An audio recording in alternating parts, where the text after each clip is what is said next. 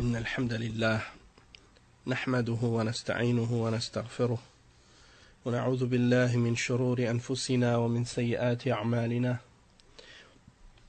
من يهده الله فلا مضل له ومن يضلل فلا هادي له وأشهد أن لا إله إلا الله وحده لا شريك له وأشهد أن محمدا عبده ورسوله يا أيها الذين آمنوا اتقوا الله حق تقاته ولا تموتن إلا وأنتم مسلمون يا أيها الناس اتقوا ربكم الذي خلقكم من نفس واحدة وخلق منها زوجها وبث منهما رجالا كثيرا ونساء واتقوا الله الذي تساءلون به والأرحام إن الله كان عليكم رقيبا يا أيها الذين آمنوا اتقوا الله وقولوا قولا سديدا يصلح لكم أعمالكم ويغفر لكم ذنوبكم ومن يطع الله ورسوله فقد فاز فوزا عظيما أما بعد وإن خير الكلام كلام الله وخير الهدي هدي محمد صلى الله عليه وسلم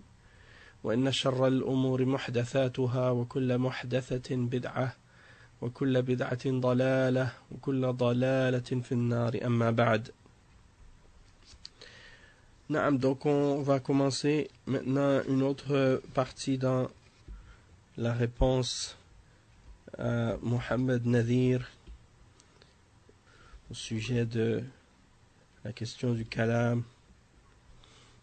Et donc on a déjà parlé de beaucoup de points maintenant et on a clarifié quand même certaines choses parmi les plus importantes qu'on devait clarifier à ce sujet. N'empêche qu'il reste encore quelques petits points à expliquer ou à mentionner avant de conclure cette réponse. Donc maintenant j'aimerais me pencher un peu plus sur le nazm ou bien le poème de Ibn Ashir en lui-même et mentionner certains éléments qui sont dedans, qui sont erronés et incorrects, et clarifier certaines choses dans ce qui est mentionné dans ce poème-là. Donc, parmi les choses qui sont mentionnées dans le poème en question, il dit « Fi aqdi al-Ash'ari wa fiqhi Malik wa fi tariqati al-Junayd al-Salik » Et ça, c'est une parole ici qui indique que l'auteur, il a écrit cette manzouma, ce poème, avec l'idée que il veut clarifier dedans les éléments qui ont rapport avec la religion et la croyance. Et il dit dans la croyance, c'est la croyance de Al-Ash'ari. Et le fiqh, il dit c'est le fiqh de Malik.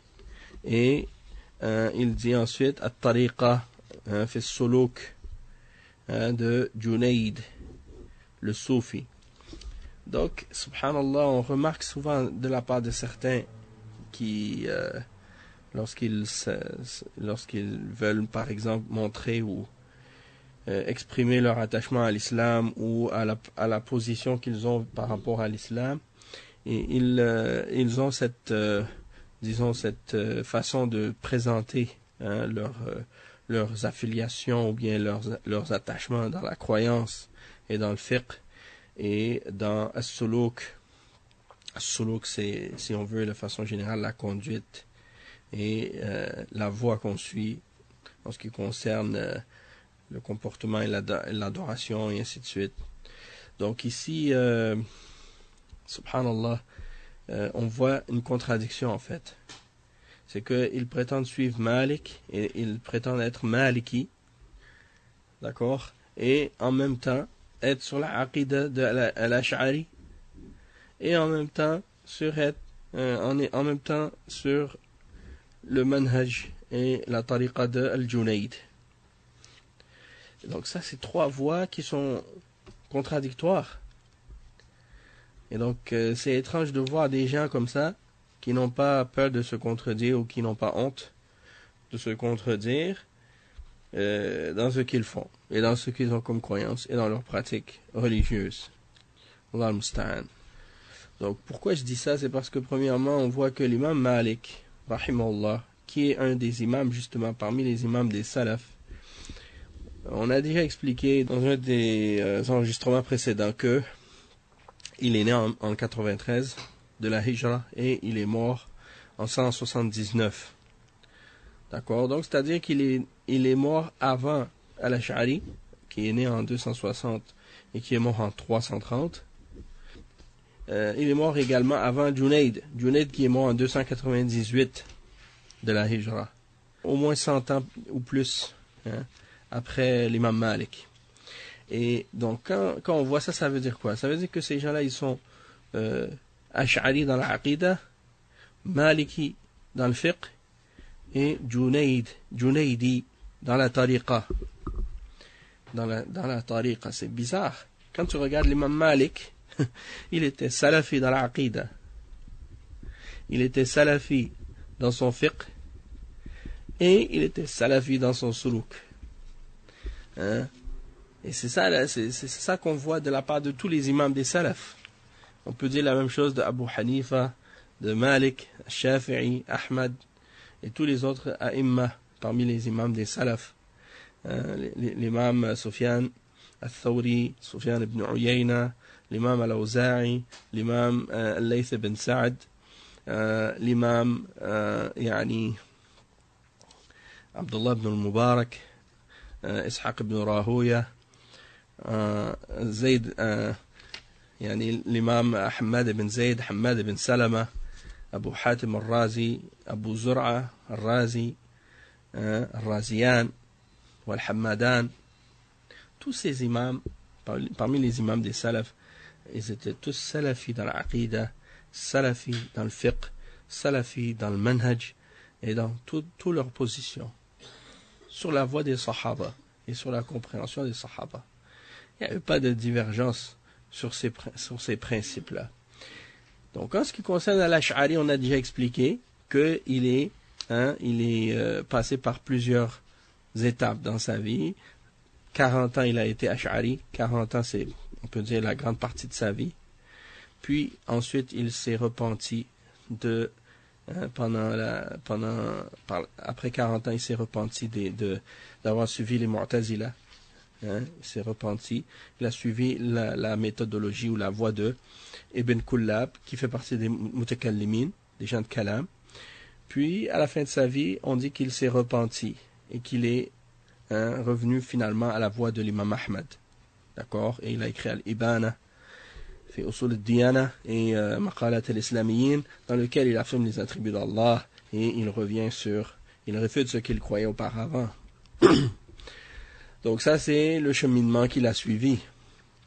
Donc les ulama, ils expliquent que les Asha'ira aujourd'hui, ceux qui se disent Asha'ira, eh bien en réalité, ils sont non pas sur la voie de Al-Ash'ari qu'il a suivi à la fin de sa vie, mais plutôt ils sont sur sa voie de transition, c'est-à-dire avant qu'il ait quitté la voie de Ibn Kullab.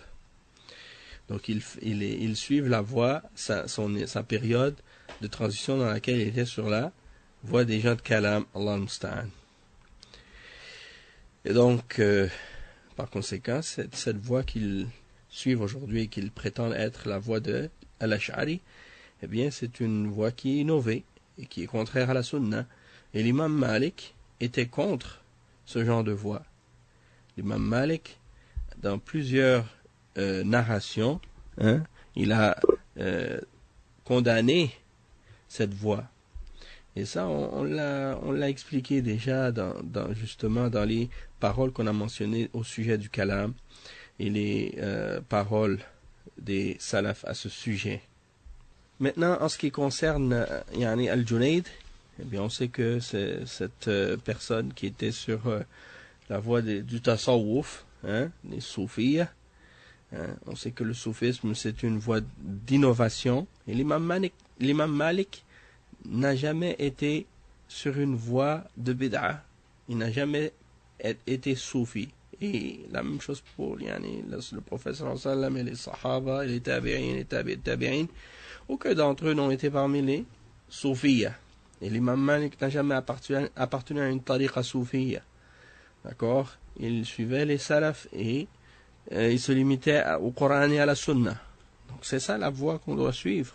Et non, pourquoi rajouter Junayd alors dans cette voie-là? Hein? Et même si on dit que l'imam Ibn Taymiyyah, rahimahullah, il a mentionné du bien de Junayd, et qu'il a mentionné que Junayd, parmi les soufis, c'était un homme qui était sur la bonne croyance, sur la sunna, et qu'il a évité les voies d'égarement des soufis. Si c'est vrai, et si c'est ce que dit Cheikh al-Islam Ibn Taymiyyah s'avère vrai à propos de Al-Junayd, eh bien ça c'est, disons, pas une référence pour dire par exemple que At-Tasawwuf en lui-même il est bon ou qu'on doit le suivre, mais c'est juste pour dire que parmi les gens du Tasawwuf, eh bien celui-là il était moins égaré, moins pire que les autres, hein, et que il n'avait pas eu les erreurs et les égarements que d'autres parmi cette catégorie de personnes ont eu. Et d'une certaine façon c'est pour inciter les soufis à revenir à la sunna et à s'écarter des gens de bid'ah parmi les soufis qui ont été jusque dans d'autres extrêmes très dangereux et très graves. Donc il y a beaucoup de gens aujourd'hui qui se cachent parmi les soufis, qui se cachent derrière Junayd, ou qui prétendent suivre le soufisme de Junayd. Et ils disent non, nous on est des soufis sur la sunna parce qu'on suit l'exemple de Junayd. Alors que lorsque tu analyse un peu plus en profondeur leur position et leur pratique et leurs croyances et leur tariqa et les bid'ah qu'ils font, tu vois qu'en réalité, ils n'ont rien à voir avec lui. Hein. Donc il faut pas juste, il faut faire attention à ceux qui justement utilisent Junayd, hein, parce que il a reçu des éloges de Ibn Taymiyyah pour se cacher derrière lui et puis essayer de prétendre qu'ils sont sur une bonne voie. Donc ça, c'est une ruse, il faut faire attention à ça.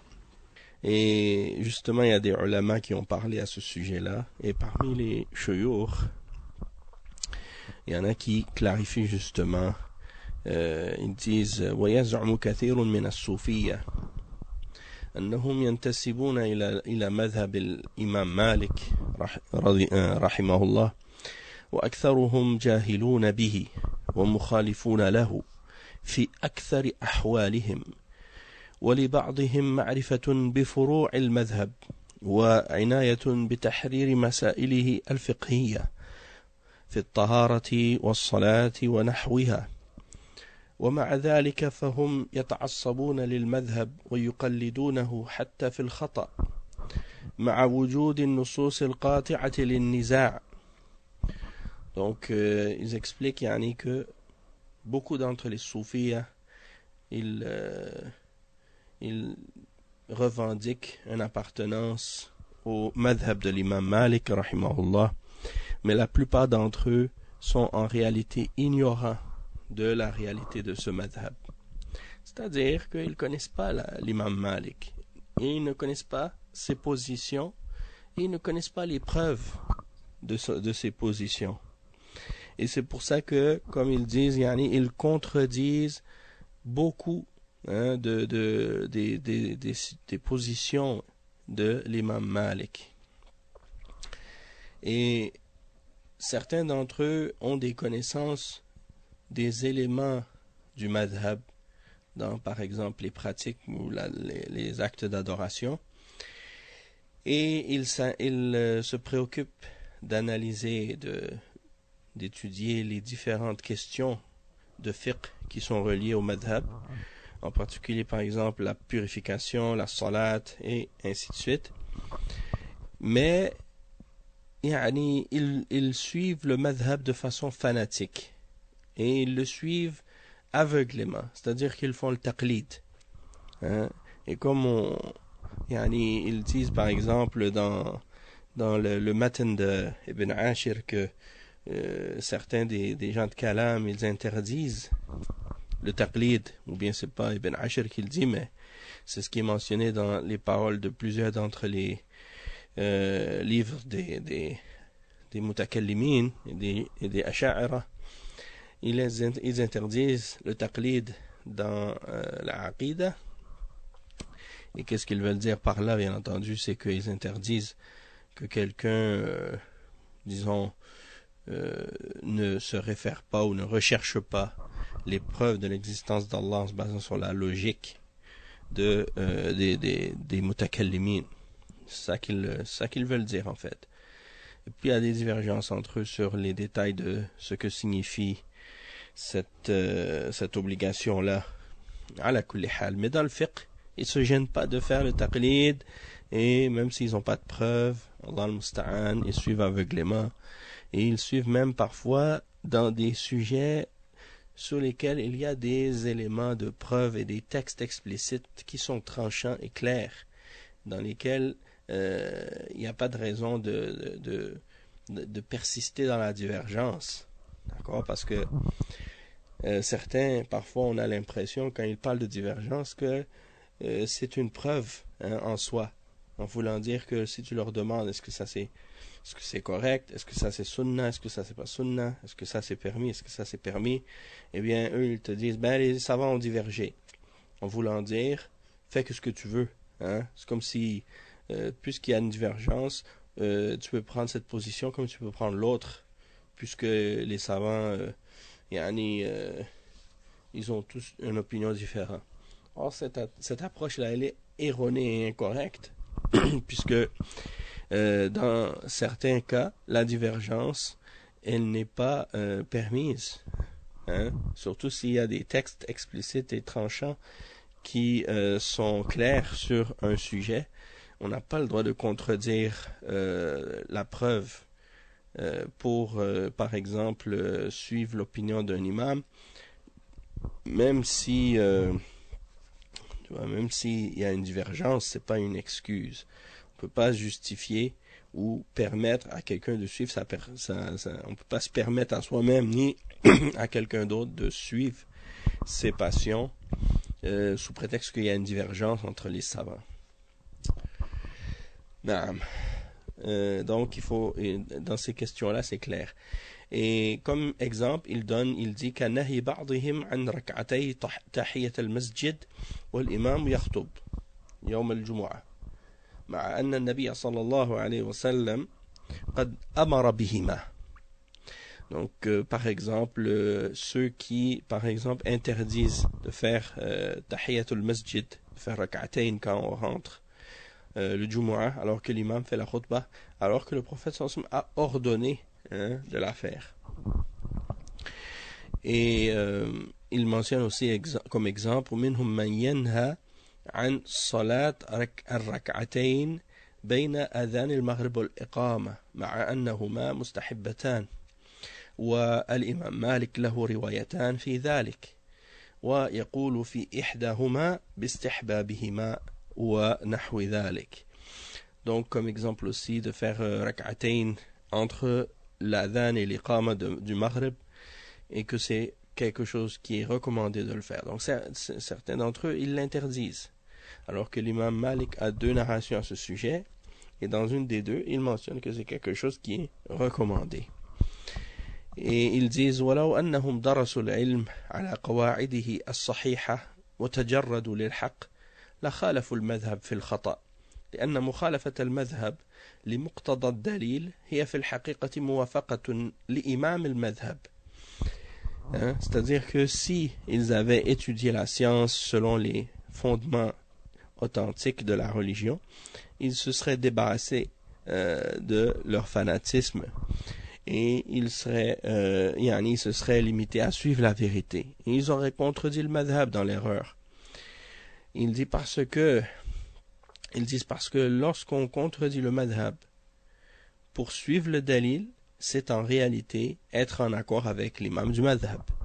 Pourquoi? Parce que l'imam Malik, comme les autres imams également, ont interdit à leurs fidèles de les suivre aveuglément. et qu'ils ont mentionné que ceux qui les suivent aveuglément, en réalité, ils sont en train de les contredire. Et il y a des paroles qui ont été rapportées à ce sujet-là de la part de tous les imams du madhab. Et l'imam Ibn Abd al-Barr, dans son livre Jami'u Bayan al-Ilmi wa Fadlihi, il cite lorsqu'il dit Innama ana bashar, ukhti wa usib, fanzuru fi ra'yi, fa kullu ma wafaqa al-kitab wa sunnah fa khudhuhu, wa kullu ma lam yuwafiq al-kitab wa sunnah fatrukuhu. Intaha kalamuhu. Donc il dit, l'imam Malik, je ne suis qu'un être humain. Je me trompe comme je peux avoir raison. Alors, regardez dans mon opinion. Et tout ce qui est en accord avec le Coran et la Sunna, prenez-le. Et ce qui n'est pas en accord avec le Coran et la Sunna, alors abandonnez-le, laissez-le tomber. Et donc, ça c'est un exemple des paroles de l'imam Malik à ce sujet. Mais il y a beaucoup d'autres citations de ce genre de sa part, à ce sujet-là. Et tous les salafs, tous les imams ont condamné le taqlid aveugle et le suivi aveugle. Et c'est ça en fait, ça c'est un des éléments qui fait partie du manhaj des salafs. فإن تنازعتم في شيء فردوه إلى الله والرسول إن كنتم تؤمنون بالله واليوم الآخر. Et si vous divergez en quoi que ce soit, alors renvoyez-le à Allah et à son messager. Si vous croyez en Allah et à son messager, si vous croyez en Allah et au jour dernier. Donc, renvoyez-le à Allah et son messager si vous croyez en Allah et au jour dernier. Donc ça, c'est-à-dire que c'est fondamental. Et ils disent ويقول بعضهم أنا مالكي المذهب قادري الطريقة أشعري العقيدة أو أنا مالكي المذهب تيجاني الطريقة أشعري العقيدة. وهذا القول يدل على أنهم لا يرضون بعقيدة الإمام مالك، وإلا لاعتقدوها وانتسبوا إليها وما حادوا عنها إلى العقيدة الأشعرية. Donc certains d'entre ces soufis, certains d'entre les malikis, ils disent moi je suis maliki dans le madhab, il veut dire dans le fiqh, et dans la tariqa je suis qadiri, et dans la aqida je suis ash'ari. Ou d'autres disent je suis maliki dans le madhab, c'est-à-dire dans le fiqh, tijani dans la tariqa et ash'ari dans la aqida. Et donc comme on a dit, certains disent je suis al-Junayd. Ça c'est une parole que beaucoup d'entre eux mentionnent et ils prétendent suivre al-Junayd alors qu'ils n'ont rien à voir avec al-Junayd et qu'ils suivent des positions que al-Junayd lui-même a condamnées. D'ailleurs, on va voir des exemples de ça aussi. Il dit وَهَذَا الْقَوْلِ يَدُلُّ عَلَى أَنَّهُمْ. Donc cette parole de leur part indique une chose, c'est qu'ils ne sont pas satisfaits de la aqida de l'imam Malik. Parce que sinon, ils l'auraient accepté et ils auraient cru en ce que l'imam Malik croyait et ils s'y seraient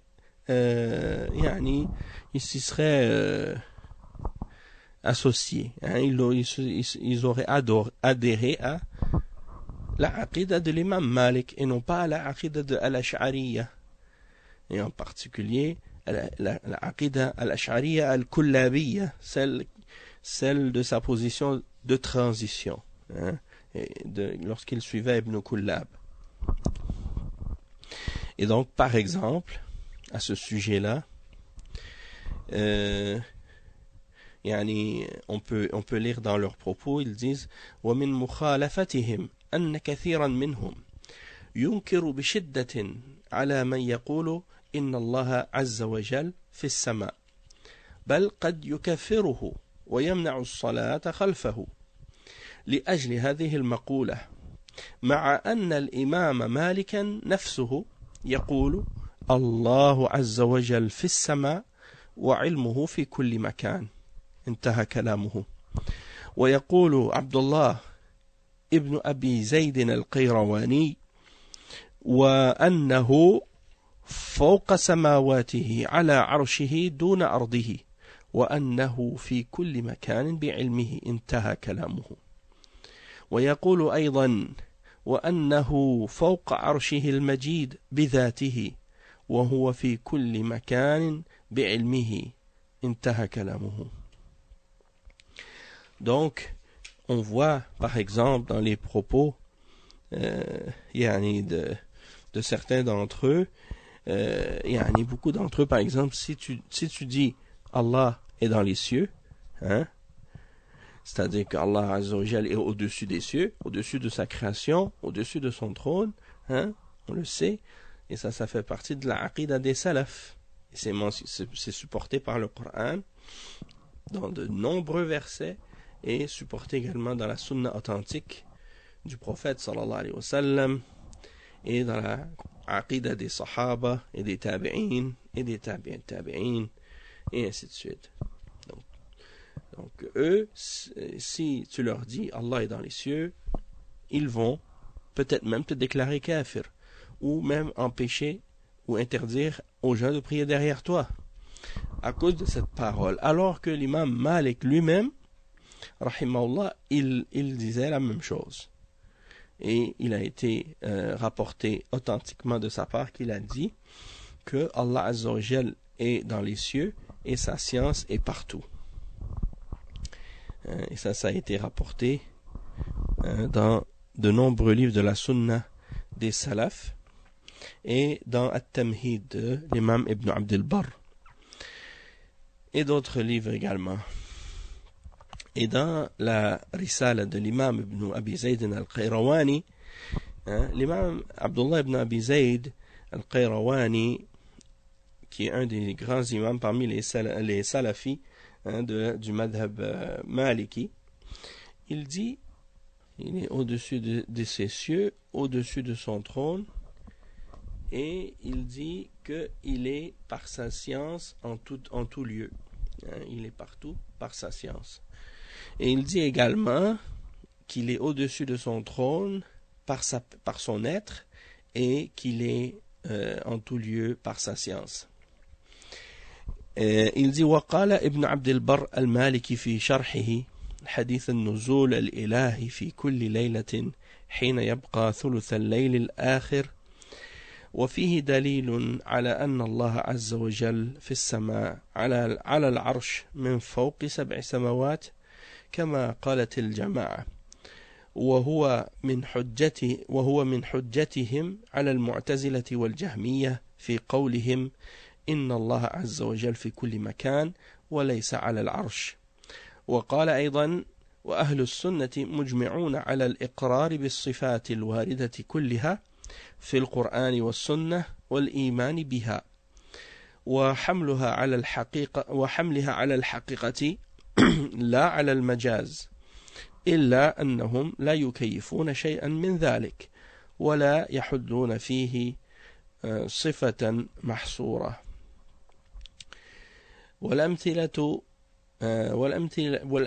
والأمثلة كثيرة ولكن أردت فقط الإشارة فهم ليسوا مالكية لأن مذهب مالك ينافي اعتقادهم وسلوكهم وقد ضحك على أمثالهم الإمام مالك ونسب فعلهم إلى المجانين والصبيان كما سيأتي. وقديما قيل وكل يدعي وصلا بليلى وليلى لا تقر لهم بذاك إذا اشتبكت دموع في خدود تبين من بكى ممن تباكى. Donc, l'imam Ibn Abd al-Barr, dans son sharh de Al-Muwatta de l'imam Malik, qui s'intitule At-Tamhid, il dit, dans l'explication du hadith de la descente divine, la descente d'Allah Azza wa Jal au dernier des cieux, au dernier tiers de chaque nuit, il mentionne comme explication à ce sujet-là qu'il y a dans ce hadith la preuve que Allah Azza wa Jal est dans les cieux, sur son trône, au-dessus des 7 cieux, comme la Jama'a l'a dit. Et leur c'est leur argument contre les Mu'tazila et les Jahmiya. Parce que contrairement aux gens de Kalam, les Salaf, quand ils ont réfuté les Mu'tazila et les Jahmiya, ils ne se sont pas référés à Ilm al-Kalam, ou bien ils n'ont pas utilisé la logique d'Aristote, ou bien les principes soi-disant rationnels de ces philosophes ou de ces Mubtadi'a. Plutôt, ils ont uniquement utilisé comme argument le Coran et la Sunna, et ils ont supporté ou renforcé parfois leur discussion avec ces gens-là en utilisant parfois des preuves rationnelles basées sur les preuves du Coran et de la Sunna. C'est-à-dire qu'ils se basent sur le Coran et la Sunna, puis ils vont, en se basant sur le Coran et sur la Sunna, utiliser des arguments pour les forcer à accepter la vérité, en se basant sur la révélation. Parce que dans la révélation, il y a des fondements, il y a une logique. Donc, c'est pas nécessaire de se référer à Ilm al-Kalam pour comprendre ce qui est logique. D'accord? Et ça, c'est une chose importante à clarifier. En tout cas, ici, donc l'imam Ibn Abd al-Barr, il dit que ce hadith, c'était l'argument des gens de Ahl al-Sunnah wal Jama'a, les Salaf, contre les Mu'tazila et les Jahmiya dans leurs paroles, quand les Jahmiya et les Mu'tazila disaient que Allah est partout et qu'il n'était pas sur le trône. Ils utilisaient ce hadith-là comme preuve pour les réfuter. Et il dit également que Ahl Sunnah, les gens de la Sunna, c'est-à-dire les Salafis, et non pas les Asha'ira, les Salaf, ils sont réunis et d'accord, ils sont tous d'accord pour déclarer la foi en les attributs qui sont tous les attributs qui sont mentionnés dans le Coran et dans la Sunna. C'est-à-dire pas seulement 7 attributs, contrairement aux gens de Kalam, mais tous les attributs qui sont mentionnés dans le Coran et dans la Sunna, même les attributs d'action volontaire d'Allah Azza wa Jal. Donc il croit, en se basant sur le Coran et la Sunna, en tous les attributs qui sont mentionnés. Il les déclare, ces attributs-là, et il croit en ces attributs, et ils les prennent dans leur sens réel, et non pas dans le sens symbolique ou allégorique, al-majaz. Il dit, excepté qu'ils ne vont pas demander le comment à propos de ces attributs-là, puisque le comment, on ne le connaît pas. Il dit, wala yahudduna fihi sifatan mahsoura. C'est ça. Il n'isole pas, il ne limite pas un attribut. Et il dit, il y a beaucoup d'autres exemples, comme ces citations-là, il y en a beaucoup d'autres comme exemples. Et il dit, je voulais seulement indiquer quelque chose ici, que ces gens-là, en réalité, ils se disent Maliki, mais ils ne sont pas Maliki. Ils ne sont pas sur le madhab réellement le madhab de l'imam Malik, même s'ils prétendent être sur le madhab de l'imam Malik. Pourquoi? Parce que s'ils étaient des vrais Maliki, ils auraient accepté la aqida de l'imam Malik. Et le fiqh de l'imam Malik, en réalité, est son suluk. Mais ils ne le suivent pas dans sa aqida, ils ne le suivent pas dans son suluk. Dans sa aqida, ils suivent al-Ash'ari, ou la position intermédiaire de al-Ash'ari, avant qu'ils reviennent à la voie des salafs. Et donc ils suivent Ibn Kullab, et dans le suluk, ils suivent les soufiyas. Donc ils disent Junayd, mais en réalité, on voit dans qu'est-ce qui est concret, qu'ils suivent d'autres turuq, Tijaniya, Boutchichi, al-Isawiya, wa Darkawiya, et Shadili, ou Rifa'iya, combien d'autres turuq, les Mouridiya et toutes ces différentes turuq que ces gens-là ont inventées, qui sont en contradiction avec le Coran et la Sunna, qui sont remplis de bid'a, qui sont remplis de formes de shirkiyat, d'adoration des tombes, des saints et des morts, Et sans oublier également le fait que il croit en wahdatul wujud, l'unicité de l'existence, et que tout est Allah. Et il croit également en al-hulul, wal-ittihad ma'Allah, et beaucoup d'autres shirkiyat et des kufriyat, al-nasallallahu al-afiyah. Donc c'est juste pour dire, ils n'ont rien à voir avec l'imam Malik dans ces choses-là. Et l'imam Malik s'est moqué de ce genre de personnes. Hein, il les a mentionnés comme faisant partie des gens qui ressemblent aux fous et aux enfants, comme ça a été mentionné dans certaines narrations de l'imam Malik. Et comme disait le poète, tous prétendent avoir un lien avec Layla, mais Layla n'approuve cela, n'approuve pas de cela de leur part. Et il dit, tu peux voir des larmes sur une joue, et lorsque tu vois des larmes sur une joue, eh bien c'est là que se clarifie et se démontre la différence entre ceux qui pleurent réellement et ceux qui font semblant de pleurer. Donc c'est pas suffisant juste de prétendre être maliki, mais si on l'est vraiment, il faut le suivre dans tout ce que ça implique réellement. Une chose importante aussi à comprendre par rapport à la question de qu'est-ce qu'on a attribué dans ces livres-là au madhab et au tasawwuf, au soufisme et à Junayd. Il faut savoir que Al-Junayd, à l'époque de Al-Junayd, il y avait déjà un début d'égarement et de déviation qui commençait à apparaître chez les premiers de ceux qui se revendiquaient de ce qu'ils appelaient le tasawwuf, le soufisme.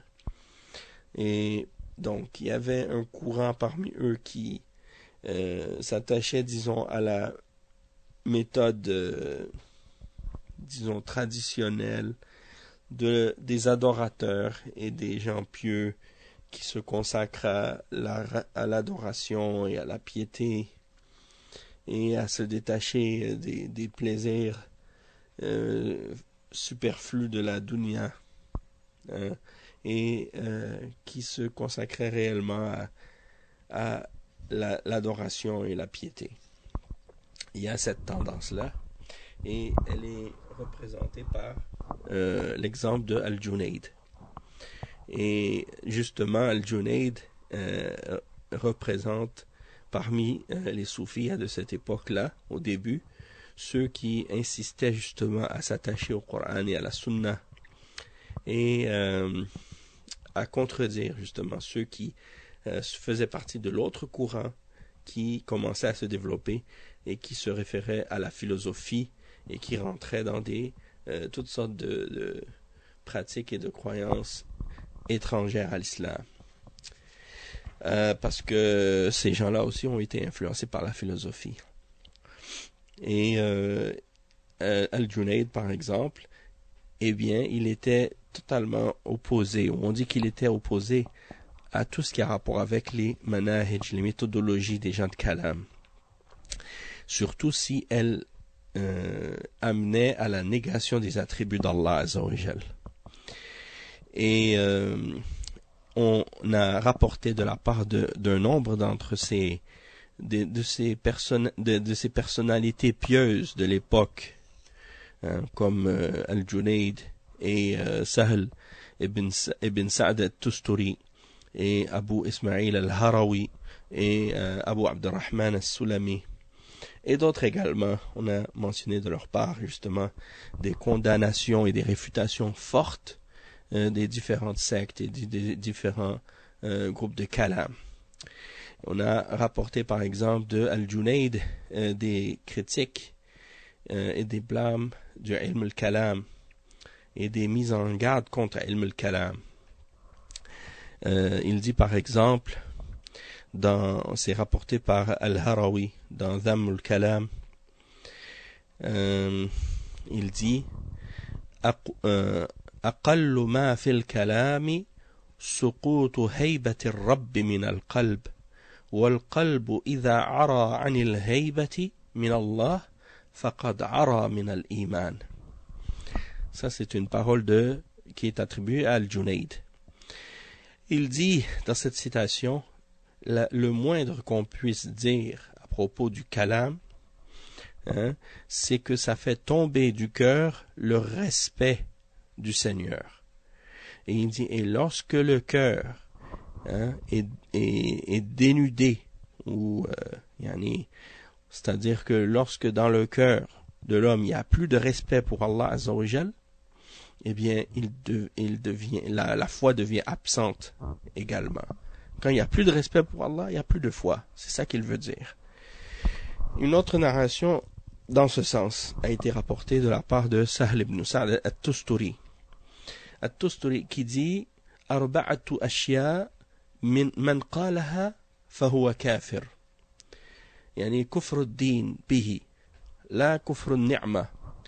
من قال القرآن مخلوق ومن قال إن الله تعالى لا يعلم لشيء حتى يكون ومن قال أنا مستغن عن الله ومن قال إن الله تعالى ظالم للعباد. هذه قضايا كلامية. Donc parmi les points ici, Sahl at-Tusturi, il dit, il y a 4 choses. Celui qui les dit, il devient mécréant. C'est-à-dire qu'il renie la religion. Et non pas qu'il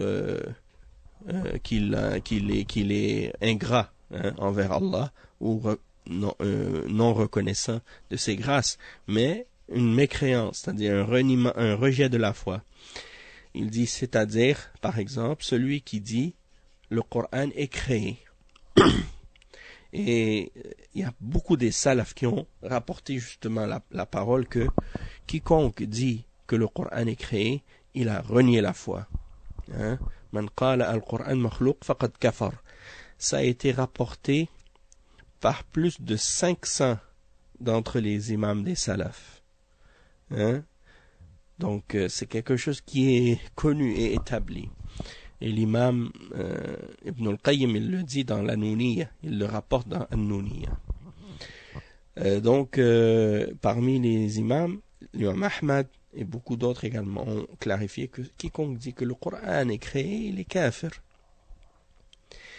Et c'est une des croyances des Asha'ira. Même s'ils disent qu'ils reconnaissent l'attribut de la parole, mais ils disent que le Coran en lui-même, c'est pas la vraie parole d'Allah. Ils disent c'est une ibara عن الكلام القائم بالنفس. Ils disent c'est une expression de la parole qui est à l'intérieur d'Allah Azza wa Jal. Parce que pour eux, la vraie parole d'Allah, c'est al-kalam al-nafsi, la parole intérieure. Et que la parole intérieure, elle n'est pas composée de lettres, ni de mots, elle n'a pas de son. Alors que le Coran, il est composé de lettres, et il est composé de mots. Et, eh bien, quand on le récite, on entend des sons. De même que Allah Azza wa Jal, il mentionne dans le Coran qu'il a parlé à Moussa, et que lorsqu'il a créé les cieux et la terre, il a dit « Kun fayakun », soit et il fut. Mais les Asha'ira, eux, ils disent non, ça c'est pas la parole d'Allah. Ils disent la parole d'Allah, elle n'a pas de début, elle n'a pas de fin, elle est éternelle. Elle n'est pas composée de lettres, ni de mots, ni de sons, et ainsi de suite. Et ils disent que, en ce qui concerne qu'est-ce qu'on récite et qu'est-ce qu'on lit dans le Mus'haf et qu'est-ce qu'on récite quand on lit le Coran, ils disent ça, c'est créé. C'est-à-dire, les paroles qu'on récite, pour eux, ça c'est créé, c'est pas la parole d'Allah. Et donc ils sont d'accord là-dessus avec les Mu'tazila.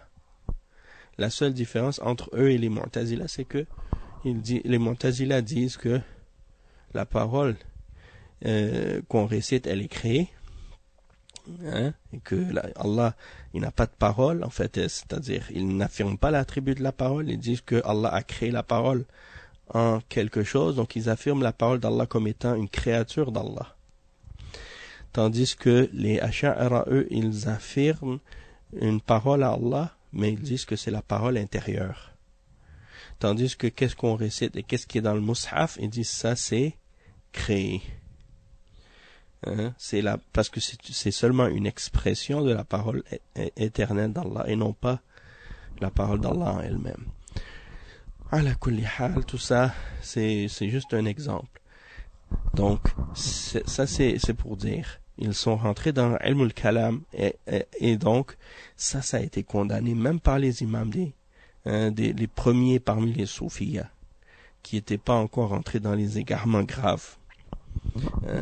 Donc, il dit 4 choses sont dans le kufr. De dire que le Coran est créé. Ou de dire que Allah ne sait pas une chose jusqu'à ce qu'elle soit. Jusqu'à ce qu'elle apparaisse. Par exemple les Qadariya. Les Qadariya disaient Allah il ne sait pas une chose jusqu'à ce jusqu'à après qu'elle se soit produite. Il ne sait pas les choses à l'avance. Ça c'est du kufr. Aussi, celui qui dit je n'ai pas besoin d'Allah, je me passe d'Allah. Ou celui qui dit Allah est injuste envers ses serviteurs. Celui qui dit ces choses-là, il est kafir. Ça, c'est les paroles de qui? De Sahal al-Tusturi. Et il dit وَكَانَ السُّلَمِيَّ يَلْعَنُ الْكُلَّابِيَّ. Donc, As-Sulami, Abu Abdurrahman As-Sulami, il maudissait les Kullabiyya, les gens de Kalam. Et on sait que les Asha'ira aujourd'hui, ceux qui se disent Asha'ira sont des Kullabiyya. Donc les premiers parmi les soufis, qui étaient à l'époque de Al-Junayd, ils maudissaient ces gens-là. Il dit وقال شيخ الإسلام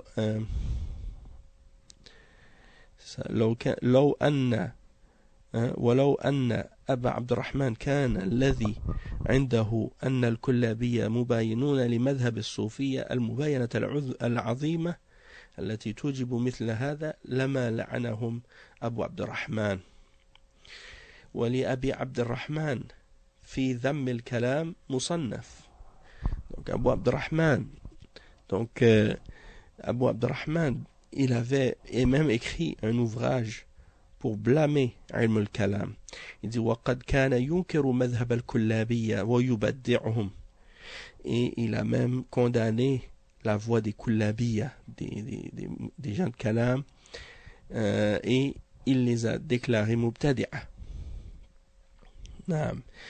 وقال شيخ الإسلام أبو إسماعيل الهروي ونقل شيخ الإسلام أبو إسماعيل الهروي لعن الكلابية والأشعرية عن جمع من أهل العلم وذكر بعض الروايات في لعن بعض أعلامهم.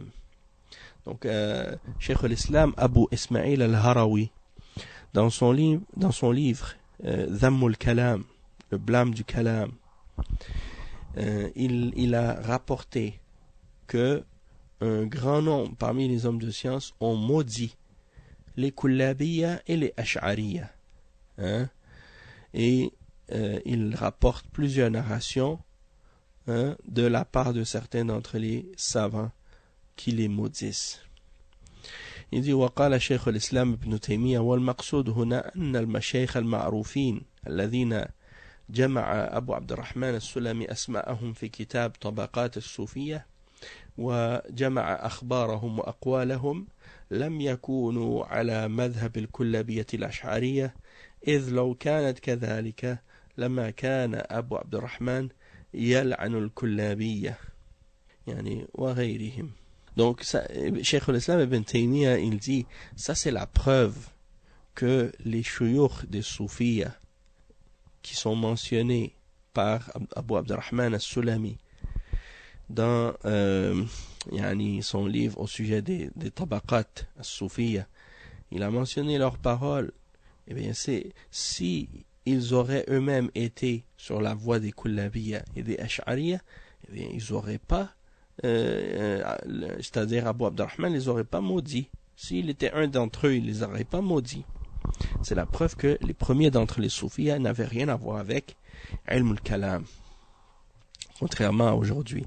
Et ça, c'est la preuve justement que des savants qui sont venus plus tard par la suite, qui se sont rattachés à Ilm al-Kalam, eh bien, ils ont contredit non seulement l'imam Malik, mais aussi l'imam Junayd, Ibn Muhammad. Et ceux qui se sont rattachés à Ilm al-Kalam par la suite, eh bien, les savants ont expliqué que ça c'est après, lorsqu'ils ont suivi Al-Muhasibi et Abu Talib et d'autres également parmi les gens de Kalam. Et ensuite on a vu aussi à l'époque de Al-Qushayri et Al-Qushayri qui était l'élève de Al-Muhasibi et Al-Ghazali qui est venu par la suite. Eh bien c'est eux qui sont rentrés dans Ilm al-Kalam et qui ont mélangé Ilm al-Kalam et Al-Ash'ariyya avec le Tasawwuf. Et c'est pour ça qu'aujourd'hui, la plupart des gens de Kalam sont des Soufiyas et la plupart des Soufiyas sont des gens de Kalam. Donc, pourquoi? À cause de ceux qui sont venus après, et non pas les premiers d'entre les Soufiyas.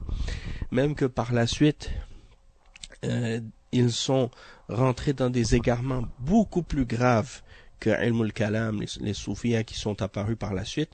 Et c'est pour ça qu'aujourd'hui, tu trouves la majorité des Turks Soufiyas, la majorité ont accepté non seulement la bid'a du Kalam, mais la négation même des Jahmiyya et même l'idée de l'unité de l'existence, c'est-à-dire Wahdatul Wujud, et ils ont même accepté des formes de shirk et de bid'a, l'adoration des tombes et des morts, et ainsi de suite.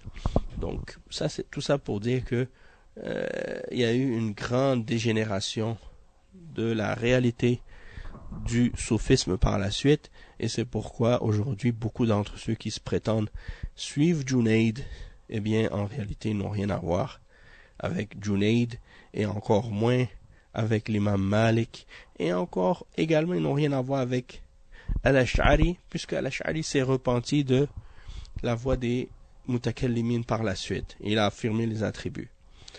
Donc qu'est-ce qu'il leur reste à la fin? Il leur reste rien. Sallallahu alayhi wa.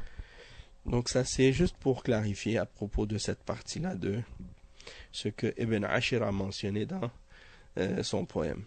Une autre chose importante par rapport à la question de la voix des Asha'ira et de qu'est-ce qui est relié justement au madhab maliki.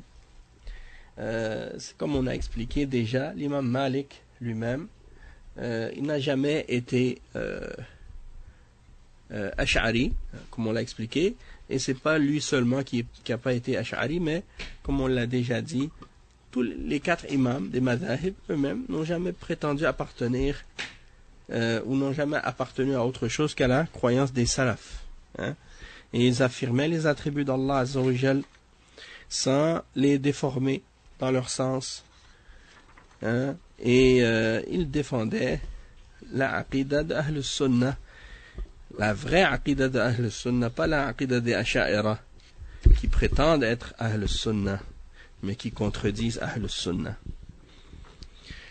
Naam. Donc on va essayer de comprendre ici comment cette confusion est apparue au sujet des 4 madhahib et de leur affiliation aux gens de Kalam. انتساب المتكلمين إلى مذاهب الأئمة الأربعة وتأثيرهم فيها. ثم إن هؤلاء المتكلمين ومن تأثر بهم واتبعهم لما كان كثير منهم بل أكثرهم تابعون للمذاهب الأربعة التي تعزى إلى الأئمة الأربعة، فما منهم كبير أحد إلا وهو متبع لأحد المذاهب الأربعة، بل إن كثيرا منهم مبرزون في هذه المذاهب وساهموا في إنضاج المذاهب بالتأليف فيها، إما في أصول الفقه وإما في الفقه وإما فيهما معا، فأدخلوا على مذاهب الأئمة ما ليس منها وخلطوها بما هو غريب عنها، فاختلط الأمر واختلطت السنة بالبدعة والبدعة بالسنة، ولم يسلم من ذلك أي مذهب من المذاهب الأربعة. قال شيخ الإسلام ابن تيمية رحمه الله: والأئمة كمالك وأحمد وغيرهم يذكرون من ذم المبتدعة وهجرانهم وعقوبتهم ما شاء الله تعالى.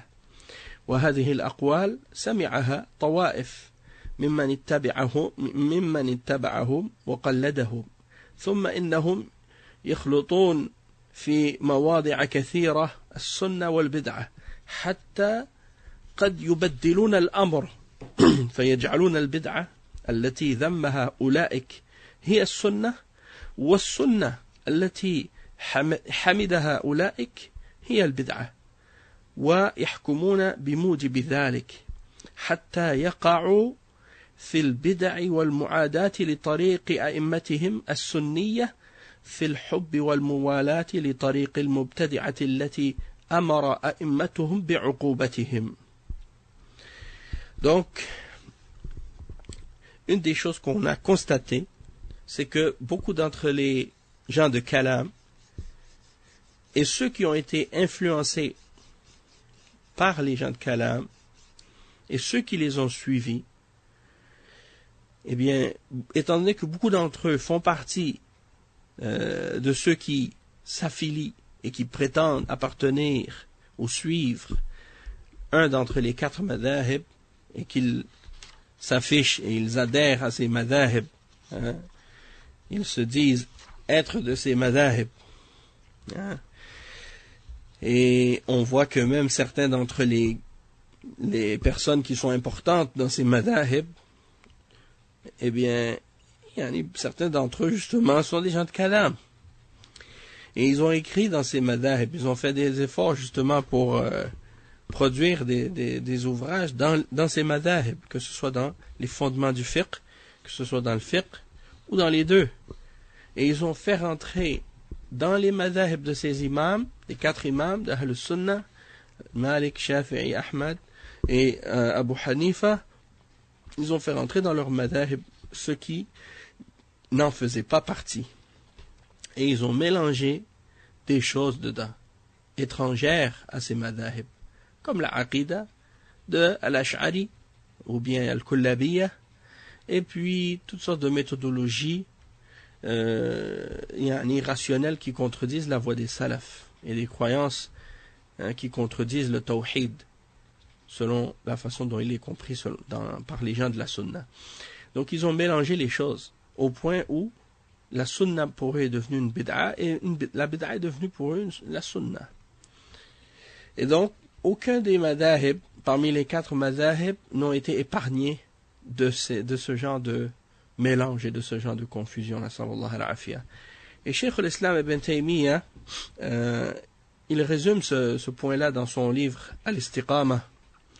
Il dit que les imams comme Malik, Ahmad, Shafi'i, Abu Hanifa et d'autres également, ils ont mentionné des blâmes des gens de bid'a, et qu'il est obligatoire de s'écarter d'eux et de couper les liens avec eux et même de les punir s'il faut. Hein, on a lu les paroles de l'imam Shafi'i à ce sujet. Et ces paroles, il y a des gens qui ont entendu parmi les groupes ces propos-là de la part de ces imams. Ils ont mélangé dans plusieurs éléments de ces madhahib les choses qui font partie de la sunna et des bid'ah.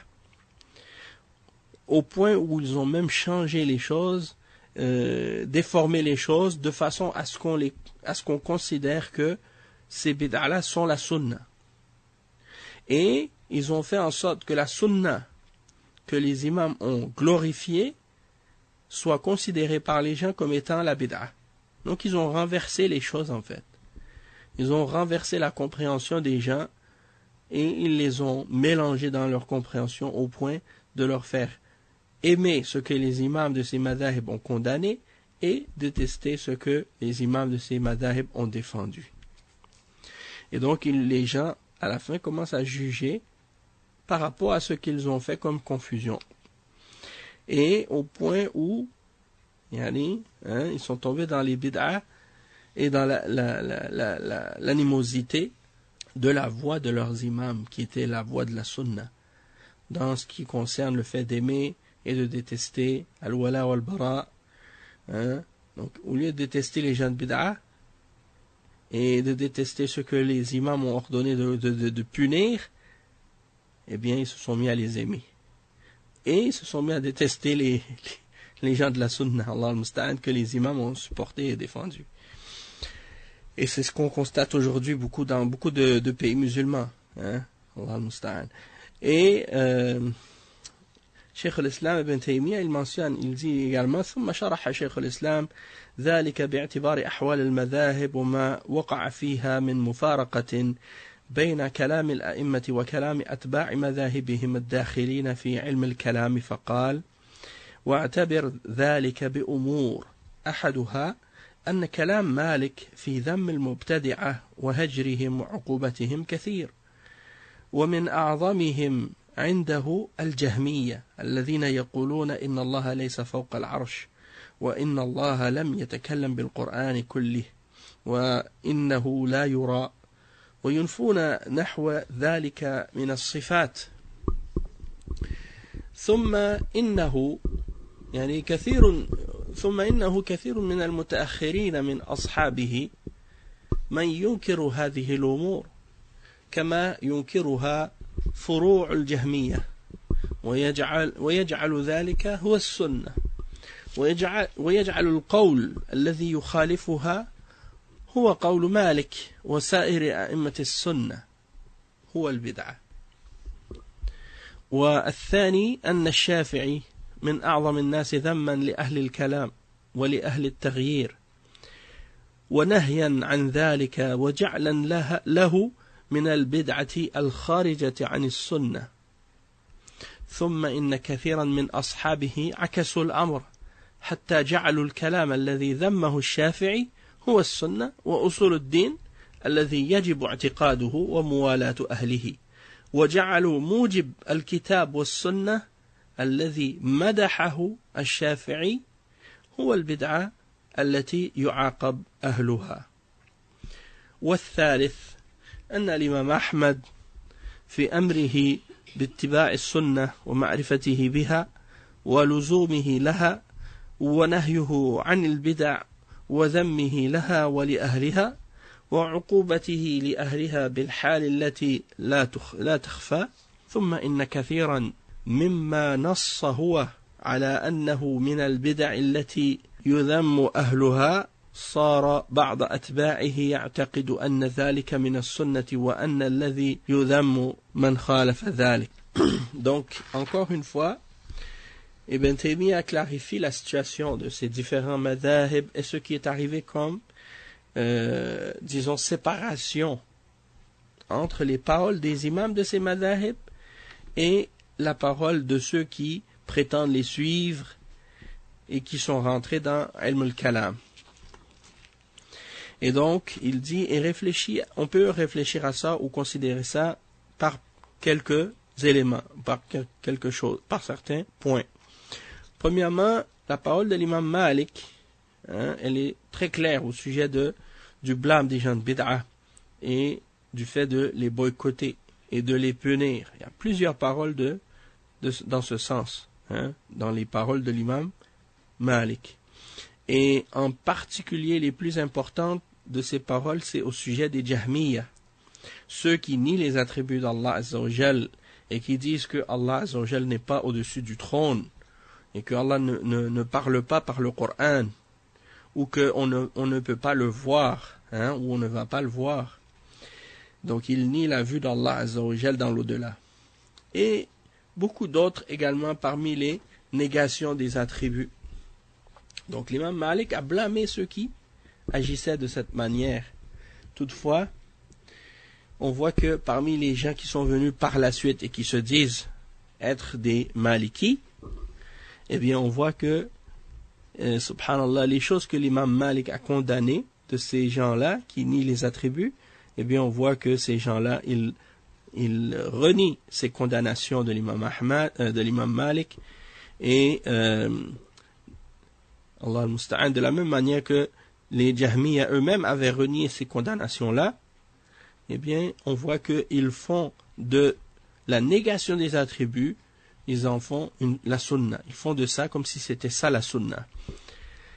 et la parole qui contredit leur position de négation, eh bien, il les applique. Il les applique pour dire que c'est ça que en fait l'imam Malik a incité à suivre et que c'est ça qu'il a condamné. Donc il considère que ce que l'imam Malik a enseigné et qu'est-ce qu'il a condamné de faire, que ça c'est une bid'a. Il faut pas condamner celui qui nie les attributs. Donc ils ont inversé complètement même les positions de l'imam Malik. Il dit deuxièmement, la même chose pour l'imam Shafi'i. Il est parmi les imams parmi les plus sévères dans la façon dont il a blâmé les gens de Kalam et les gens qui changent la religion. Et dans l'interdiction de pratiquer le Kalam et de faire ses bid'ah. Et il considère que ce sont des gens de bid'ah qui sont sortis de la sunna. Puis tu vois que par la suite, parmi beaucoup d'entre ceux qui se disent Shafi'i, eh bien, ils ont inversé la situation et ils ont fait du kalam qui a été blâmé par l'imam Shafi'i. Ils en ont fait la sunna et les fondements de la religion qui sont obligatoires dans la croyance et que ceux qui ont cette croyance de kalam, c'est eux qu'il faut aimer et c'est à eux qu'il faut s'affilier.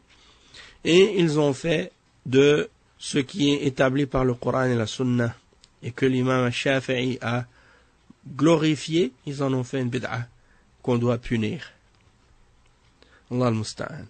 La même chose aussi, troisièmement, il dit pour l'imam Ahmad, dans ce qui a rapport avec ses ordres, de suivre la Sunna et de connaître les choses par lesquelles il a été connu, de défendre la Sunna, de s'accrocher à la Sunna, et l'interdiction de la bid'a et le blâme des gens de bid'a, le blâme de la bid'a et des gens de bid'a, et la punition qui doit être appliquée sur les gens de bid'a, ça c'est des choses qui ne sont pas inconnues et qui n'échappent à personne.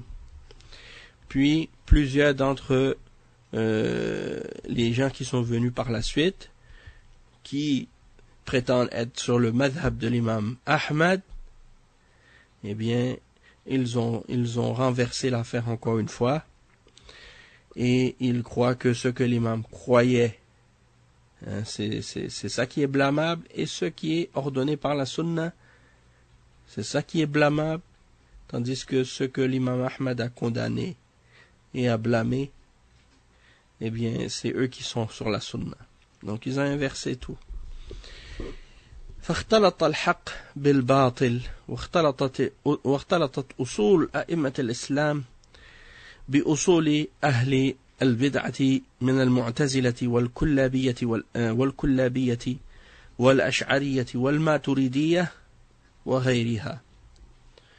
قال شيخ الإسلام ابن تيمية: وكذلك أهل المذاهب الأربعة وغيرها، ولا سيما وكثير منهم قد تلبس ببعض المقالات الأصولية وخلط هذا بهذا، فالحنبلي والشافعي والمالكي يخلط بمذهب مالك والشافعي وأحمد شيئا من أصول الأشعرية والسالمية وغير ذلك، ويضيفه إلى مذهب مالك والشافعي وأحمد. وكذلك الحنفي يخلط بمذهب أبي حنيفة شيئا من أصول المعتزلة والكرامية والكلابية ويضيفه إلى مذهب أبي حنيفة. Donc ici, Cheikh al-Islam Ibn Taymiyyah, il mentionne comment les gens de ces différents madhahib qui prétendent appartenir aux imams, ils ont mélangé aux fondements de leurs imams des fondements des gens de bid'ah, parmi les Mu'tazila, les Kullabiyya, les Ash'ariyya et les Al-Maturidiyya. Et donc il explique Cheikh al-Islam Ibn Taymiyyah dans Minhaj al-Sunnah, il dit de même que les gens des 4 madhahib et d'autres également, en particulier ceux d'entre eux qui se sont mélangés avec certaines positions dans les fondements qu'ils ont adoptés, et qui ont mélangé les positions des fondements des madhahib avec les fondements de bid'a. Donc il dit le Hanbali, celui qui est dans le madhab de l'imam Ahmad, le Shafi'i, celui qui est dans le madhab de l'imam al-Shafi'i, ou le Maliki. Il dit, il mélange au madhab de Malik, au madhab de Shafi'i et au madhab de Ahmad, il mélange à ça des fondements des Ash'ariyah et des Salimiyah. Donc ça, c'est différentes sectes. Et d'autres également. Et il dit, ils ajoutent ces fondements-là au madhab de Malik, au madhab de Shafi'i et au madhab de Ahmad. Et il dit, et la même chose également pour Al-Hanafi. Les Hanafi, ils mélangent au madhab de Abu Hanifa quelque chose des fondements des Mu'tazila, des Karramiyya et des Kullabiyya, et ils l'ajoutent au madhab de Abu Hanifa. Puis ils disent, je suis Hanafi. Donc c'est ça qui s'est passé dans l'histoire en réalité. Et ensuite, on peut dire que واتسع هذا الأمر جدا نظرا لغلبة البدع وكثرتها وبروز كثير من المتكلمين في مذاهب الأئمة على أنهم هم شيوخ المذهب وأعلامه وإلى كتبهم يرجع لمعرفة أصول المذهب وفروعه فتجد ذلك المتكلم الذي أصبح رأسا في مذهب إمام من الأئمة إذا تكلم في مسائل أصول الدين يذهب فيحكي قولين أو ثلاثة أو نحو ذلك في تلك المسألة على أنها هي الأقوال المعتمدة في مذهب ذلك الإمام مما يشعر أنها من أقوال ذلك الإمام ومن أقوال كبار أصحابه. وهؤلاء المتكلمين يستخدمون في ذلك تلك العبارات المألوفة التي يستخدمها أرباب المذاهب كلفظ الأصحاب أو أصحابنا أو المذهب عندنا، وتكون تلك الأقوال لم يقل شيئا منها إمام المذهب بل قال خلافها بل نهى صراحة عنها.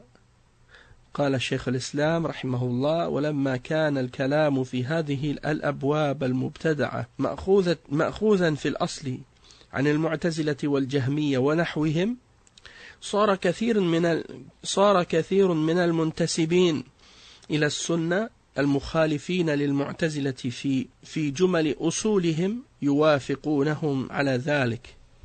ثم الواحد من هؤلاء إذا انتسب إلى إمام من أئمة العلم كمالك وأبي حنيفة والشافعي وأحمد وصنف كتابا في هذا الباب يقول فيه: قال أصحابنا واختلف أصحابنا، فإنما يعني بذلك أصحابه الخائضين في هذا الكلام، وليسوا من هذا الوجه من أصحاب ذلك الإمام، فإن أصحابه الذين شاركوه في مذهب ذلك الإمام إنما بينهم وبين أصحابه المشاركين له في ذلك الكلام عموم وخصوص، فقد يكون الرجل من هؤلاء دون هؤلاء وبالعكس، وقد يجتمع فيه الوصفان، وهذا موجود كثيرا في أتباع الأئمة.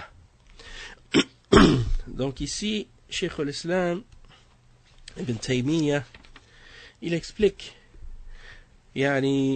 comment, du fait que les bid'ah sont devenus généralisés par la suite, et que beaucoup des gens de Kalam se sont infiltrés dans les différents madhahib, et ils ont commencé à écrire des livres dans ces madhahib au sujet des fondements de la religion ou des fondements du madhab. Et donc tu vois que le mutakallim, il devient une tête importante dans le madhab de un tel d'entre les imams. Et quand il parle au sujet des fondements de la religion, il va mentionner une position ou deux positions ou trois positions à propos de différentes questions. Et il dit ce sont les positions sur lesquelles on se repose dans le madhab de cet imam. Et ça donne l'impression qu'il est en train de parler des positions des gens du madhab. Alors, c'est une technique qu'ils ont utilisée, une ruse qu'ils ont employée. Ils utilisent des expressions qui sont connues par les gens du madhab, quand ils disent nos compagnons ont dit, ou le madhab dit telle chose. Et donc, quand tu vois ça, tu penses qu'il fait allusion aux savants de ce madhab, puis à l'imam en question. Alors qu'en réalité, c'est pas le cas. Et justement, Cheikh al-Islam ibn Taymiyyah, il mentionne dans son livre Dar' al-Ta'arud al-Aql wal-Naql, il explique que lorsque ces gens-là parlent dans des différents domaines ou différents sujets de la croyance, et qu'ils rentrent dans les bid'a du kalam, sur les fondements qu'ils ont pris des Jahmi, des Mu'tazila et des Jahmiya, et des gens de ce genre. Alors beaucoup d'entre ceux qui prétendent appartenir aux 4 madhahib de la sunna, mais qui sont en contradiction avec les fondements des Mu'tazila dans leurs fondements, quand ils prétendent appartenir à un d'entre ces imams-là dans la science comme Malik ou Abu Hanifa ou Shafi'i ou Ahmad, il écrit un livre par exemple dans le madhab sur un sujet quelconque de la croyance, et il va dire nos compagnons ont dit ou nos compagnons ont divergé. Et lui, qu'est-ce qu'il veut dire quand il parle de ses compagnons? Il ne parle pas de ses compagnons dans le madhab de l'imam. Il parle de ses compagnons, c'est-à-dire ceux qui sont dans le kalam avec lui. Et non pas des gens qui sont ses compagnons dans le madhab, c'est-à-dire les compagnons de l'imam lui-même. Il parle des gens, donc, il dit parce que les gens qui l'ont suivi dans le madhab de cet imam, il y a des choses, il y a des positions que eux ils ont qui n'ont rien à voir avec les positions des gens de kalam. Et ils ont parfois des positions dans le fiqh qui sont communes aux positions du madhab. Alors ça devient mélangeant pour les gens qui lisent ça et ils ne comprennent pas à quoi ces gens-là se réfèrent. Donc ça c'est présent dans la plupart des gens qui suivent les madhahib et qui prétendent suivre les imams. Et d'ailleurs, justement, j'étais en train de lire un livre, j'étais en train de consulter un livre des Asha'ira pour vérifier un point par rapport à leur bid'a, et je suis tombé sur un passage justement où il parle de la question du taqlid dans la croyance, et certains d'entre eux ils considèrent que celui qui ne procède pas à l'analyse de la croyance selon la méthodologie des gens de kalam, et qui fait pas la réflexion basée sur la raison ou plutôt la logique des gens de kalam, eux ils le considèrent pas musulman même. Certains d'entre eux parfois ils le considèrent même pas croyant. Ils vont dire que parfois il est croyant mais avec le péché, parce qu'il n'a pas réfléchi, il n'a pas basé sa aqidah sur une méthodologie rationnelle et logique. Il n'a pas affirmé la foi en Allah et son existence, ainsi que les autres éléments de la religion, en se basant sur la raison ou sur la logique. Donc c'est comme si sa foi elle n'est pas complète. Et il dit وعدم الاكتفاء وجوب المعرفة وعدم الاكتفاء بالتقليد ذهب جمهور أهل العلم. وإلى وجوب المعرفة وعدم الاكتفاء بالتقليد ذهب جمهور أهل العلم. Ça c'est dans حاشية الدسوقي على البراهين وشرحها للإمام السنوسي. Donc dans البراهين, dans la hashia de Ad-Dasuqi de al-Barahin de As-Sanusi, il dit ça ici. Il dit, c'est-à-dire que la majorité des hommes de science, ils ont la position qu'il est obligatoire d'avoir la connaissance et de ne pas se limiter au taqlid dans la croyance. C'est-à-dire, eux, qu'est-ce qu'ils veulent dire par le taqlid? C'est pas exactement la même chose que qu'est-ce que nous on comprend par le taqlid, dans le sens que quand on dit par exemple qu'il faut pas faire le taqlid ou suivre aveuglément, hein, on parle du fait qu'il faut retourner à la preuve du Coran et de la Sunna. Mais pour eux, la preuve du Coran et de la Sunna, c'est pas ça la vraie preuve, parce qu'ils considèrent pas que la conviction et la certitude est établie par la révélation. Ils croient que la certitude, elle est établie par les preuves rationnelles, logiques. Donc, pour arriver à une vraie croyance et une vraie conviction, selon eux, il faut passer par la méthodologie rationnelle et établir la preuve de l'existence d'Allah selon leur méthodologie et leur logique. Et donc, quand ils disent que la majorité des hommes de science ont adopté cette position-là, ils citent, ils disent كالشيخ أبي الحسن الأشعري والقاضي أبي بكر الباقلاني وإمام الحرمين وحكاه ابن القصار عن مالك أيضا. Donc, voici ce qu'ils disent ici. Ils disent la majorité des hommes de science comme Abu al-Hasan al-Ash'ari, Al-Qadi Abu Bakr al-Baqilani, qui est l'élève de son élève. Quand je dis qu'il est l'élève de son élève, l'élève de Abu al-Hasan al-Ash'ari, Al-Baqilani fait partie des gens de Kalam, il est connu parmi les gens de Kalam, et Imam al-Haramayn al-Juwayni, lui aussi, fait partie des gens de Kalam. Et il dit وحكاه ابن القصار ou ابن القصار عن مالك أيضا.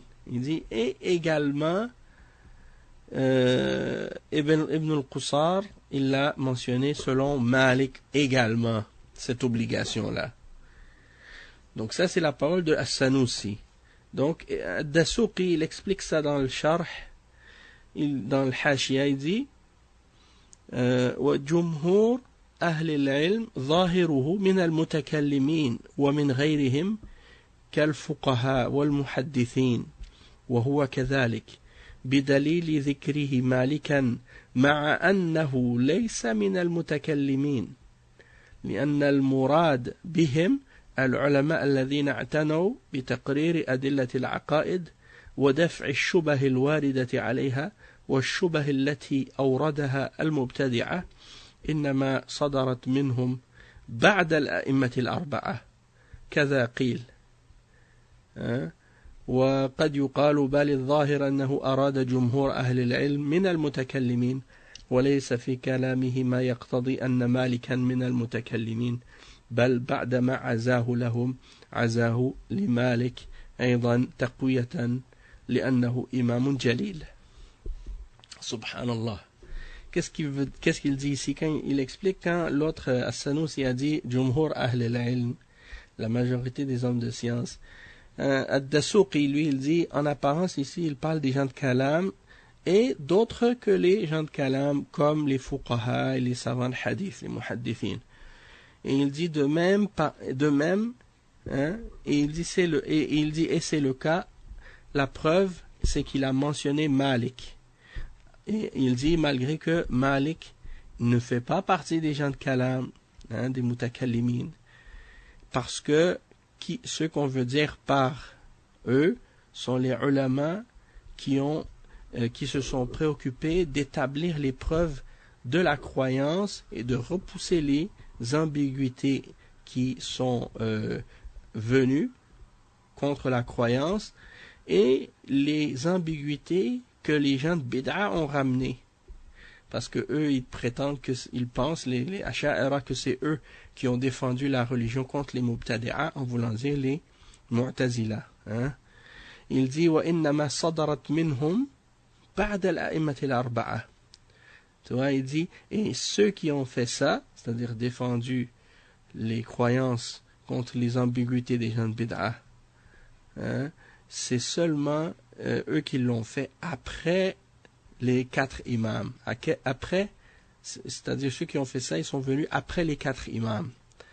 Donc ça, c'est la preuve que les 4 imams, aucun d'entre eux n'a été parmi les gens de Kalam. Et ils le savent eux-mêmes, ils le disent.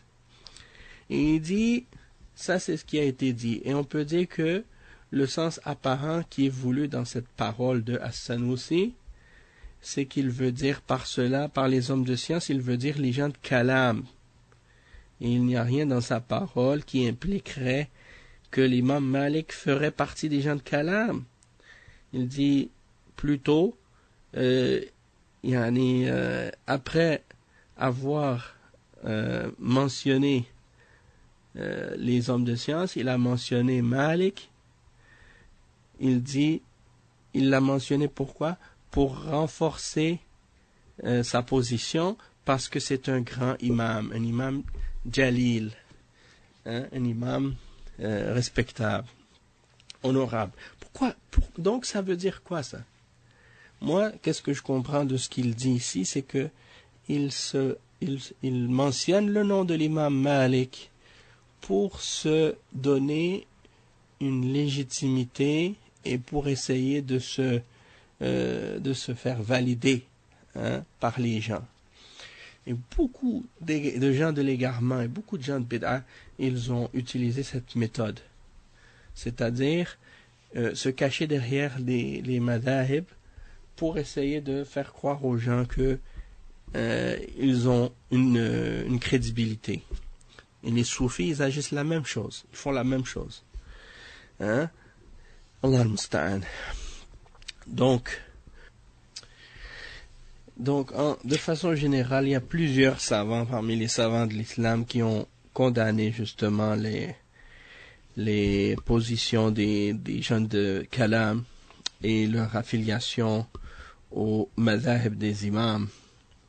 Et beaucoup d'entre les ulama les ont réfutés à ce sujet-là. Il y a des citations qui ont été mentionnées par de nombreux ulama.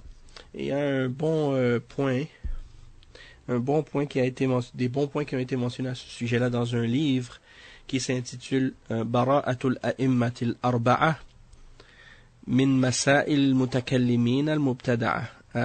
Naam. Donc, ça veut dire l'innocence des 4 imams, des questions de kalam innové. Donc, c'est un très très bon livre qui réfute les positions de ces gens de kalam et des gens qui prétendent appartenir à ces madhahib. Donc, c'est très très intéressant et il y a beaucoup de choses à dire à ce sujet-là. Donc, tout ça, c'est juste un résumé.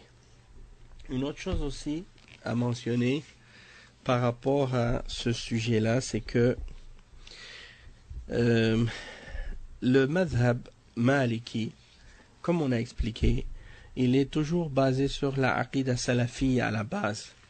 Et l'imam Malik est connu parmi les imams qui ont défendu la aqida salafiyya, et on voit cette citation célèbre de sa part que les gens, parfois même les gens de Kalam, essaient de déformer, mais qui est clair en elle-même sur le fait que lorsqu'on lui a demandé la question à propos du comment de Al-Istiwa, comment Allah s'est élevé sur le trône, eh bien il a répondu en disant que le comment n'était pas connu, que l'Istiwa est connu dans la langue arabe, on sait ce que ça signifie, mais que le comment ne nous est pas connu, parce que Allah nous a pas dit comment il s'est élevé sur le trône. Et il dit al-imanu bihi wajib, c'est obligatoire d'y croire, was-su'alu anhu bid'ah, et de questionner à ce sujet-là, c'est interdit. Donc ça, c'est une chose qui est claire. Et les musulmans du Maghreb, depuis le début, lorsqu'ils ont reçu leur fiqh et leur science de l'imam Malik, eh bien, ils étaient tous sur la aqida salafiyya. Et les imams et les ulama de l'époque, ils étaient sur la aqida salafiyya. Et vous pouvez voir d'ailleurs le livre de l'imam Ibn Abi Zayd al-Qayrawani qui est clair dans sa aqida comme étant une aqida salafiyya, et l'imam Ibn Abd al-Barr et beaucoup d'autres également, Ibn al-Majishun. Sauf que il faut savoir que la aqida ash'ariyya, elle s'est propagée pour des raisons politiques dans plusieurs des régions du monde musulman, et elle s'est propagée à peu près vers le 5e siècle, d'accord. Et une des raisons pourquoi elle s'est propagée autant, c'est parce que après lorsqu'il y a eu les croisades et que les Ubaydiyya, al-Ubaydiyin wal-Fatimiyin, les Shia, avaient pris le pouvoir dans la plupart des pays musulmans de l'époque, les Al-Haramain, Mecca ou Medina, et ainsi que l'Égypte, le Yémen, l'Irak et le nord de l'Afrique. Toutes ces régions-là avaient été conquises par les Shia. Salah ad-Din Ayyubi, il a commencé à combattre les Batiniyya, les Shia, al-Ubaydiyin ou al-Fatimiyin. Il a repris ces terres-là, ces endroits-là, et ensuite il a combattu les croisés, les chrétiens. Et lorsqu'il a réussi à reprendre les terres de l'islam et les terres saintes, il a commencé à bâtir son empire, si on veut, son règne, et il a fondé des écoles. Et étant donné qu'il était lui-même sur la aqida ash'ariyya, ce qui fait que c'est cette aqida-là qui s'est propagée. Donc ça, c'est une des raisons pourquoi ça s'est propagé. Également, en ce qui concerne le Maghreb, il y a un individu qui est connu sous le nom de Ibn Tumart. Ibn Tumart, c'est en fait lui qui a été la cause de l'introduction de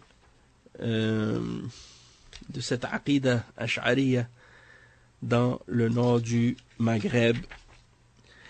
Et en réalité, comme certains historiens l'ont mentionné, il y a eu d'autres avant lui qui ont été influencés par la aqida des Asha'ira et qui sont revenus avec des croyances des Asha'ira dans le Maghreb.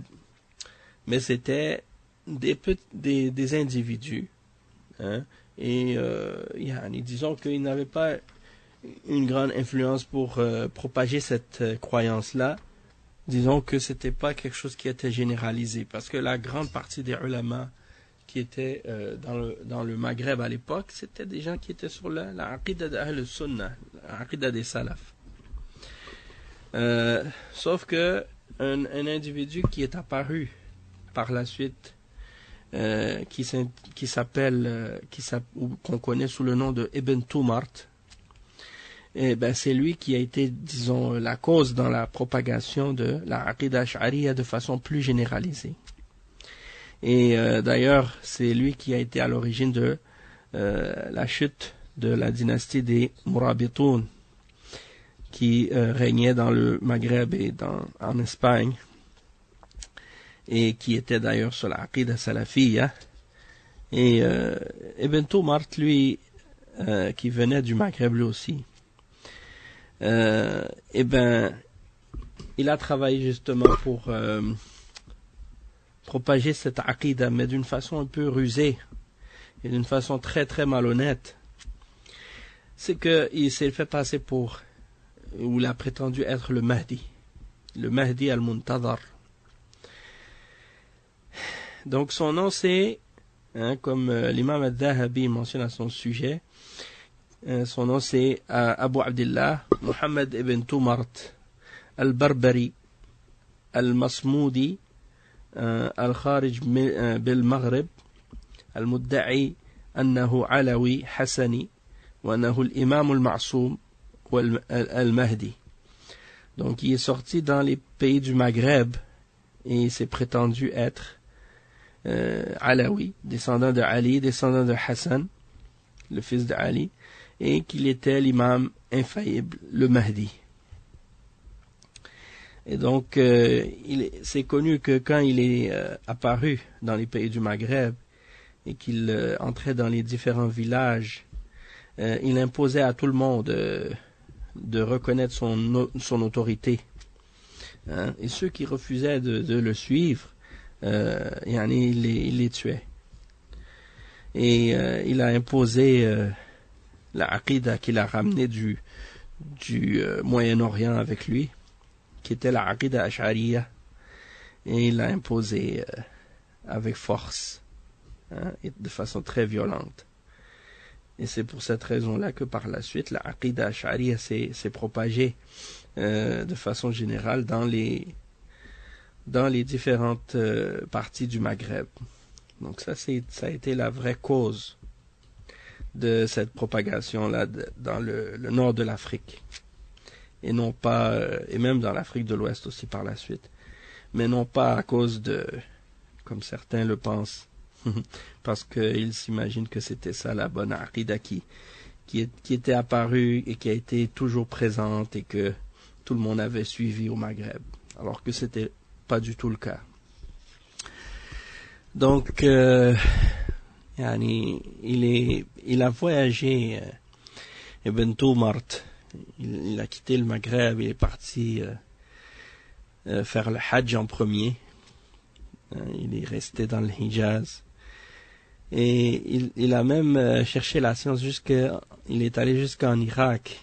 Il a cherché la science auprès de Al-Ghazali d'ailleurs. Il a pris de lui justement les fondements de Ilm al-Kalam et le fiqh. Il est resté avec lui un certain temps. Puis il est retourné ensuite dans le Maghreb avec ses idées. Et il s'est fait passer pour le Mahdi. Et il a trompé beaucoup de monde.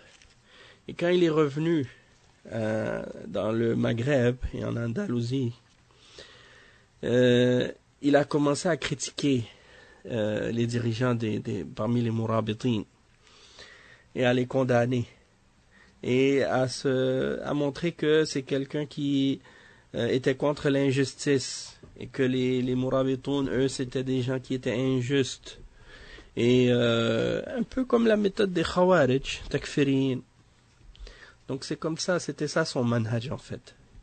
C'est un manhaj takfiri, extrémiste, et il défendait la voix des gens de Kalam. Il accusait les Mourabitoun de faire le tajsim. Et donc tout ça c'est parce qu'il se basait sur les idées de Ilm al-Kalam. Et d'ailleurs, Ibn Taymiyyah même, il l'a réfuté et il a détruit sa aqida dans une réfutation qu'il a écrite spécialement contre lui. Dans un des livres de Majmu' al-Fatawa, le volume 11, de la page 486 à 487, il a parlé de lui dans Majmu' al-Fatawa. Ala kulli hal, tout ça pour dire que ça a été une des causes. Donc il est allé en Irak, il a été avec Al-Ghazali, il est revenu et il a propagé cette aqida là. Donc ça c'est juste pour faire comprendre en fait que il y a des raisons politiques pour lesquelles la aqida des Ash'ara s'est propagée dans les pays du Maghreb et pourquoi aujourd'hui les Malikis sont Ash'ari. Et des raisons semblables existent dans les différentes régions du monde musulman pour les autres madhahib aussi. Mais beaucoup de gens ignorent ce genre de détails. Naam. وصلى الله وسلم على نبينا محمد وعلى آله وصحبه أجمعين والسلام عليكم ورحمة الله وبركاته.